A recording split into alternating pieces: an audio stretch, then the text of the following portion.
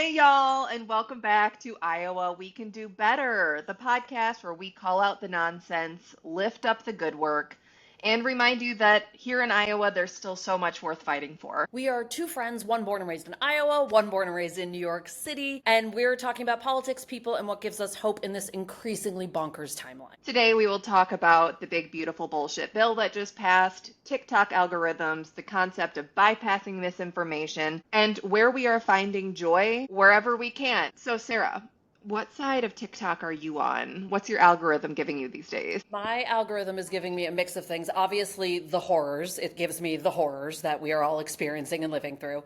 I'm getting a lot of baby raccoons. I'm getting a lot of fuck corporate culture, which I think is just because I am in corporate culture that the algorithm is like, we know what you want to see. Here you go. And a lot of cooking videos. That's what I've been fed today. You sent me that raccoon video. I woke up to It that in was my so inbox. good. It was so good. It reminded me when I lived in Okay. Dubuque, I lived in a townhouse, and the same raccoon, I'm assuming, would come to my back porch every night and go through my garbage. And at first, I was scared when I would hear it, and I'd go downstairs and look out the window. First time we made eye contact, I'm like, this guy's harmless.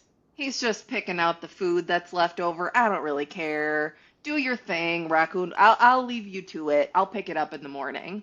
And it's fine, and they're fine, and they're cute, and they're just little friends, and they got hands. And the coolest thing about raccoons, if you don't know this, raccoons are evolving at a psychotic rate because humans keep building puzzles for them, like harder to get into trash cans, all this other stuff, and they keep adapting. So not only do they have thumbs, but they are evolving at a psychotic rate, and it makes me so happy. I love raccoons very, very much. I never got the hate. I'm like, that's pretty much a cat. That's basically a cat. It just lives Yeah, right? outside and it has With hands. And hands. that's kind of endearing. I saw a video of a raccoon on the internet, like, scoop up food from a dog dish and, like, sprint away with it. And I'm like, that's, cats would if they could. I will give them that. I thought you were going to bring up the saddest raccoon video that exists, which is the raccoon, because raccoons dip their food in water, and it's a raccoon eating cotton candy, and it dips the cotton candy in water, and the cotton candy completely dissolves, and you just see the Oh. tiny raccoon heart break. It's the saddest thing you'll ever see in your life. I'll probably get more raccoon videos on my timeline 100%. For You page because of Yep. that interaction, and that's welcome. I want the TikTok FBI agents to know Yep. that. So I'm on the side of TikTok. Recently, there's been a video, and then of course there are stitches to the video of this man. He comes on in his Trump hat, and he's like, "Just wait till millennials have to start paying for their own stuff." And everyone's like, "How old do you think millennials are? Do you think we're like 18? That's Right? Like, crazy. Where have A, you been?" I'm in my 40s and my parents are dead. Who do you think is paying for things? Because it's me. I am the one paying for things. Like, what do you think is going on? I Um, think Pearl Mania, who I love, had the best reaction to that, where he's just in his basement screeching. I'm like, yeah, that is the level of fire you should be having towards this. It brought me back to a time because I think people might have forgotten this because it turns out there's been a lot that's happened in like the past 10 years. But do you remember a time when like everyone else was financially at least quiet and everyone was like, millennials aren't buying diamonds these days, and like everything was millennials aren't buying this because they're spending too much money, and millennials were like, hey, I think the salary we're getting isn't enough to keep up with the cost of living, and they're like, shut up, lazy idiots. You shouldn't have gone to college. You shouldn't have gotten that degree. Yeah, It's it's like, I the needed that, and you told me I needed that. we were told we needed those or we would like die in a gutter. But in addition to an angry man yelling at Cloud, I'm also on the side of TikTok that shows Kelly Clarkson covering other people's songs, which is really cool for me. The other day, I saw All the Things She Said by Tattoo covered by Kelly Clarkson.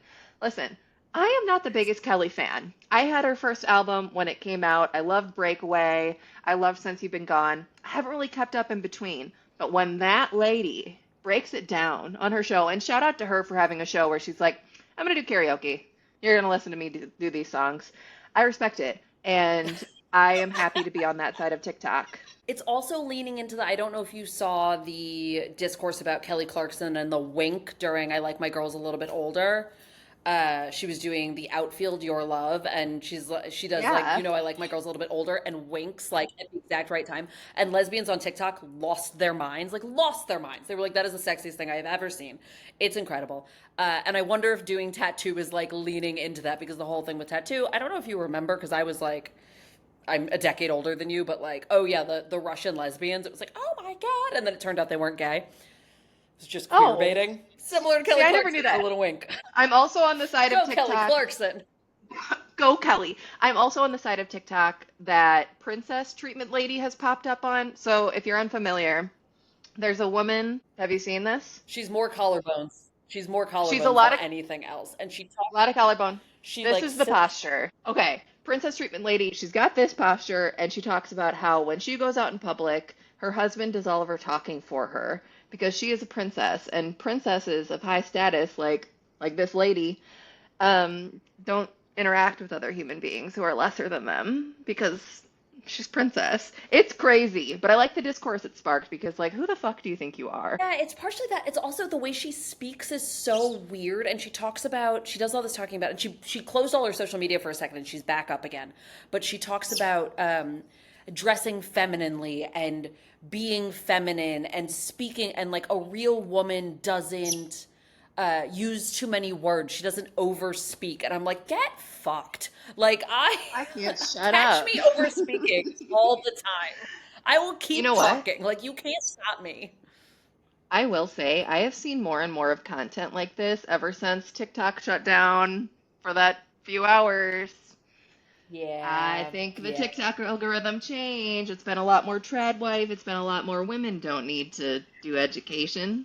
They don't need to do jobs. Yesterday, there was a video that I was served, and it was Daniel Radcliffe talking about how, although he grew up on Harry Potter and he was part of this magical world of Harry Potter, he doesn't stand with J.K. Rowling, and like what she's done to the trans community is unacceptable, and how he donates to LGBTQ causes.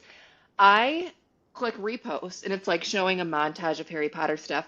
I click repost, and then I look and I'm like, this is AI generated. He didn't say this. Daniel Radcliffe didn't say this. I want him to say this. I want him to say that. Trust me. No, I fell for misinformation on TikTok, and all it took was like a quick Google search of the actual interview to be like, oh shit, I am the That's problem. not real. I'm sharing misinformation. I will say, in terms of misinformation, I recently I went on Truth Social because I kept seeing screenshots of Truth Social, and I was like, that can't possibly be true. So I did a little bit of my own research and discovered that no, Trump is actually over there saying all of those things, and it like blew my mind. I genuinely was like, this has to be liberal propaganda, and it is not. It is not liberal propaganda.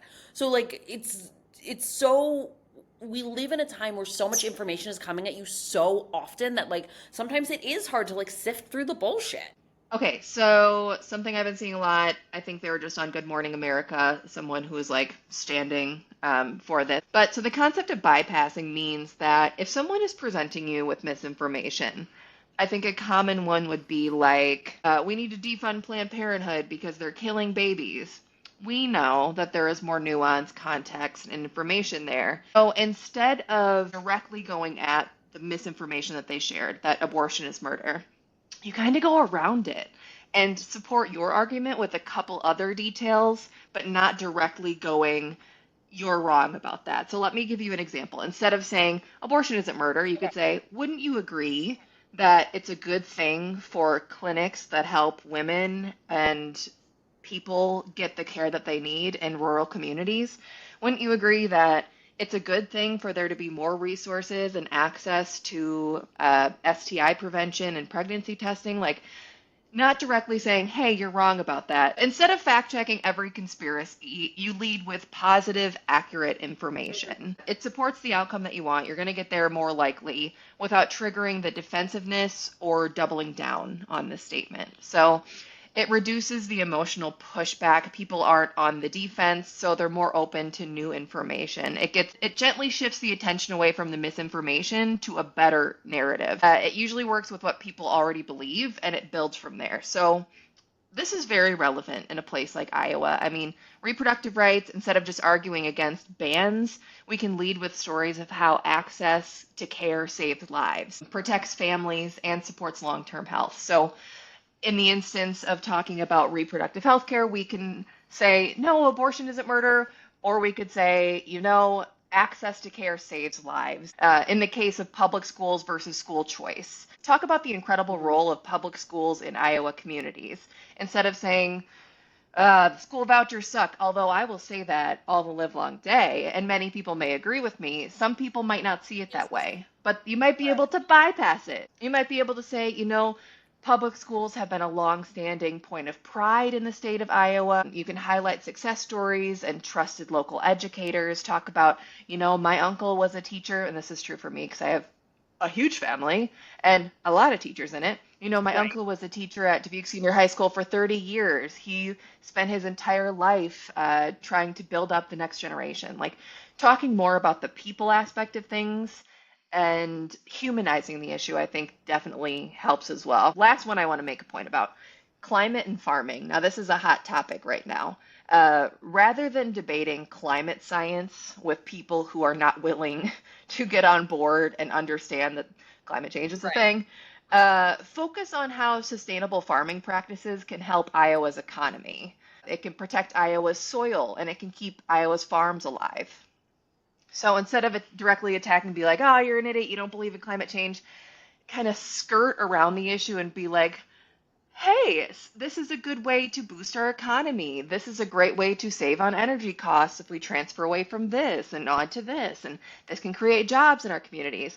Unfortunately, the big, beautiful bullshit bill is going to cut a lot of clean energy jobs in Iowa, which is unfortunate. We will revisit this talking point when we can. But the main point is instead of coming back at people and kind of triggering their defensiveness, try to pad it with some additional facts that might be able to get through to them. We live in weird times, and unfortunately, there is a lot of misinformation. And if we've learned anything in the past 10 years or so, it's that calling people out won't necessarily change their mind or further any point you're trying to make. So, reframe the issue around shared values like safety, freedom, and opportunity. Fact check what you're saying and also make sure that what you're saying is fact forward. So paint a strong, legitimate picture for people to think about. It's such an important thing because doing this allows you to have a conversation with someone rather than a fight. That's really what it comes down to, is because if you can't even start a conversation, you can't get through to them at all. All they're going to do is be like, I'm right, you're wrong, and scream into the ether. Like this is a really beautiful way to really get to be able to talk to someone. And the second you're starting to talk to someone, you can start changing their viewpoint a little bit because they see you as a person and you clearly see them as a person. You're not just like, you're a fucking troglodyte, like you don't know anything. You're engaging them, which already allows you to shift things a little bit by being polite. People may hold false beliefs. They may hear misinformation and it might tickle something in their brain that confirms what they want to believe. But people also hold values that we can connect to. If we can't connect over the facts, maybe we can connect over values.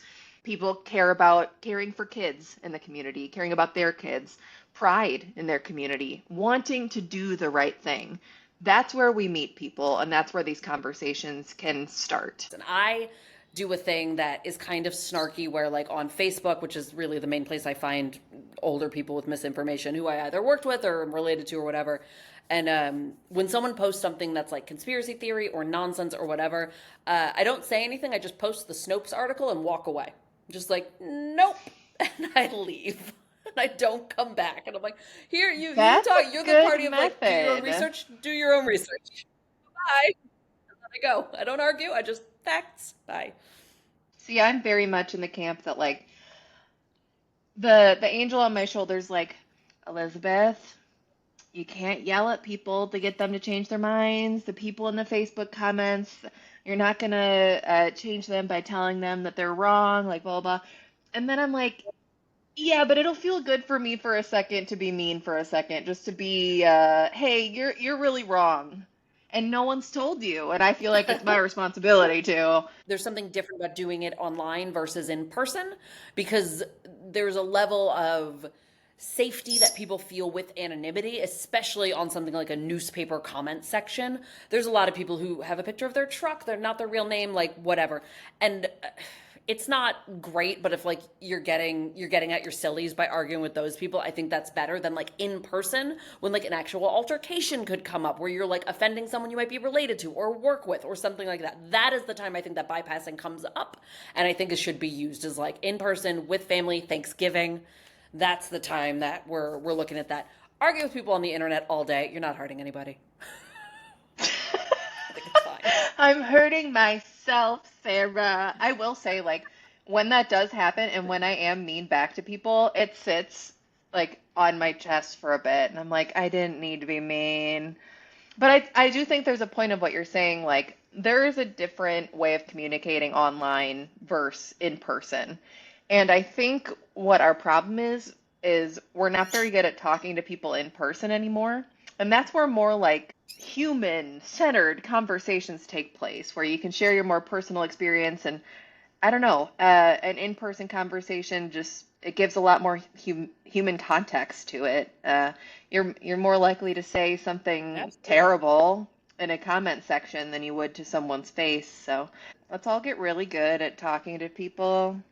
I've been trying. We're all doing our best. Our mental health is in the toilet. We are all doing our best, honestly. Like, things are so broken right now that honestly, I think we're all doing our best. And that is what we can do right now. Speaking of in-person conversations, I had a nice interview today. Met up at the Slowdown in Highland Park, mentioning every time I am a Slowdown stan. It is Zach it is great. Walls, who is a state senator and candidate for U.S. Senate, running against Joni Ernst. So Zach and I met up, we hung out, talked about what's been going on as far as the big beautiful bill passing. We recorded a TikTok video that I'm excited to edit and put out into the world because I think Zach is the real deal. He knows how to fundraise, he knows how to speak to people on a human level, and he has a history of not going with the establishment, which I think people are very much looking for in a candidate. Joni Ernst has become drunk on power and her corporate interests, and it's time for somebody who actually talks to Iowans and wants to represent them fully to get that position of power instead. What have you Yeah, been up yeah. to? I spent all weekend at the art festival. Even despite the heat, I love the arts festival. It's one of the reasons I ended up moving to Des Moines, knowing that there was such a like civic pride in the arts and the amount of people it brings in. I need to shout out. There was a piece, and I have to pull up the name of the artist. His name is Josh Cote, Cote. And he had a piece that thank God I went Friday. He had a piece, he made these wire sculptures of sort of humanoid animals. And he had a wire pig in a little cop car, and it was one of the greatest things I've ever seen. And it sold almost immediately. And I loved that. I thought it was wonderful. There were so many cool things, but that piece in particular, in the current environment and how quickly it sold, just filled me with glee. I also checked out some of the film festival when it was super hot, ate some good food. I love the art festival. It was great. And I ran into you there, which was nice. I saw you and your boyfriends. Yeah, I was so happy to see you. I feel like that happens with festivals. We both probably like plan to go there. We end up meandering and running into each other, hanging out for a second, and then kind of like going about our business. I love it. And someone came up to you and said, I saw you on Liz from Iowa. I got that text. I was Someone like, did. It's Sarah, like, what are I you know you. talking about? Yeah, I saw you on Liz from Iowa. But I mean, again, and I said this to you in that lovely woman's defense, you had posted like 6 videos of me in the last 3 days before that. So I do think she meant what she said. She saw me on Liz from Iowa. That I'm like a correct. channel. She's like, Yes. I don't know your name, but you were on Liz from I Iowa. think that's happened a couple times where people will see one or both of us out in public and we're like, you're friends? You hang out in real life? Yeah. Right. Yeah, we are. Yeah, We like each other. It's we the do. best. We hung out another time last week. Where did we go, Liz? What did we do? We went to Ankeny and we went to a very big fancy high school in Ankeny and went to the auditorium and listened to Rob Sand speak. There was a town hall by Rob Sand. He's going around to all 99 counties in Iowa. He's having 100 town halls. I haven't yet looked at which county he's hitting twice. but he's doing 100 town halls across the state of Iowa. I feel like a lot of our elected representatives are not even like giving us the face-to-face time. So shout out to Rob for being the person to do that. I think he's been doing 99 county town halls like every year since he's become state auditor, but now he's doing it for a different reason. He's running for governor, and you could feel the excitement people have about Rob Sand, and people really want to see this come to fruition. It's been a while since we've had a Democratic governor or somebody who actually actually listened to Iowans and wanted to help make their lives better. So people across the political spectrum came out to listen to Rob. We were there. We got a shout out. It was kind of nice. We did. The whole event opened with a very quiet "Hi Sarah, hi Liz" into the microphone, which prompted me to get two text messages from people sitting farther back, being like, "Are you at the Rob Sand thing?" And I was like, "Yep, I am." How did you know? I will say he Rob Rob does a thing, and I think there's a lot of this in this new batch of candidates across many different seats and positions, where they understand that working in government is a it's a public service. Like we're getting back to a place where people are understanding that like they work for us, and we see all the time now with Zach Nunn. Joni Ernst did do a town hall, and we all know how well that went. But they're really the people in power are not speaking to their constituents. They're not hearing our concerns, and I think we are pivoting from that now. And so Rob Sand doing this 100 town hall tour, which he has done every year he's been in office. It is a thing. It's like his summer vacation, I think, is he's like, I'm going to go through all of Iowa and I'm going to talk to people.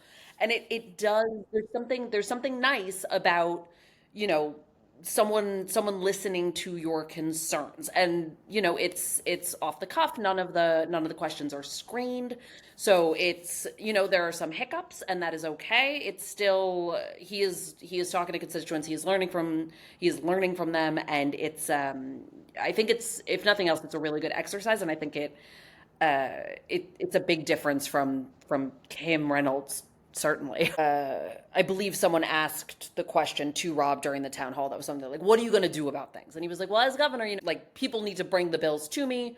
I can suggest things, but the main thing, and what I thought was important that he was like, I can veto stupid bills. And I was like, okay, that's something, because there will be a lot of them. I saw a video on TikTok today where a woman was saying like, hey, you might be on Medicaid and not know it. And it's a similar thing that happened when they were talking about gutting Obamacare, and there were a bunch of people like, yeah, screw Obama, and then realized that it was just the Affordable Care Act, and that's how they were getting health insurance. And it's a very similar thing with this, where like Medicaid is not called Medicaid everywhere. And so this woman sat there and like laid out what it's called in every state. So take a look at what it's called where you are to make sure that you are going to be able to continue receiving benefits if you are nervous that you might not be. A lot of people, like you said, they might not know the exact name of their brand of Medicaid that they're getting, but they're going to notice when they no longer can receive care, or if they have to pay out of pocket for expenses, and it's going to be really devastating for a lot of people. Another way that this will affect Iowans is working families could lose health insurance and food assistance. So another thing that was included was SNAP benefits. Additionally, Medicaid expansion under the Affordable Care Act, as you mentioned. This is not going to be good. There's no winning in this. And I just want to add, this isn't even going to lower the deficit in this United States. It will add to the deficit. It's literally just giving money that used to be used to feed and help people and provide medical care for people, these lifelines. Instead of providing lifelines to the working people of America, it will go to billionaires and corporations who, I'm so sorry, they do not need this money. They don't. And it's really cruel. No, it is. And it's, the short of it is people are going to die. That's what it is. People are going to die. And it is crazy that the right is like, we're the party of Jesus. I'm like, Jesus wouldn't do this. Sorry. It just would not. Jesus would hate this shit. Another way that this will affect Iowans is Iowa's renewable energy projects are cut, and energy prices will rise. So Iowa is a national leader in wind energy, Nearly three-fifths of Iowa's total energy generation comes from wind. Trump's big, beautiful bill would decimate clean energy incentives that have spurred investment in wind, solar, and other forms of green energy.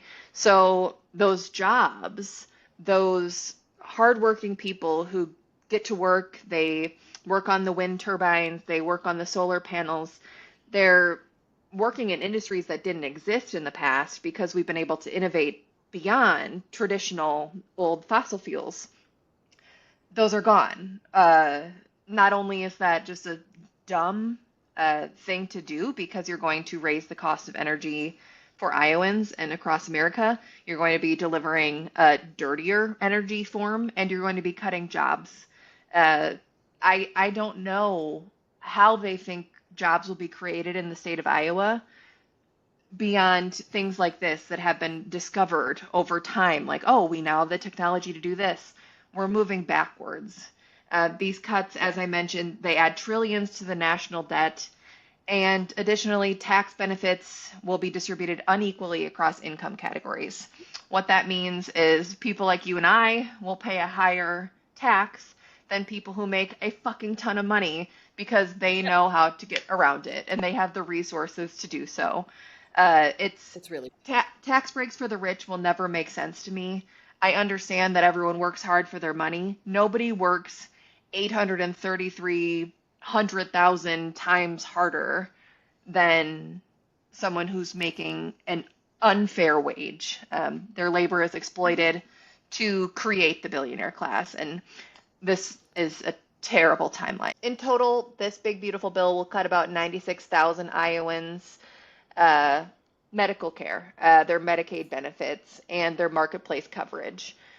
States can also now, per a Supreme Court ruling that just came down recently, states can now cut off Medicaid funding to Planned Parenthood. Medicaid funding was at one point helping people receive services at Planned Parenthood. If you live in Iowa, you might not have access to an OBGYN, but you have access to a Planned Parenthood clinic.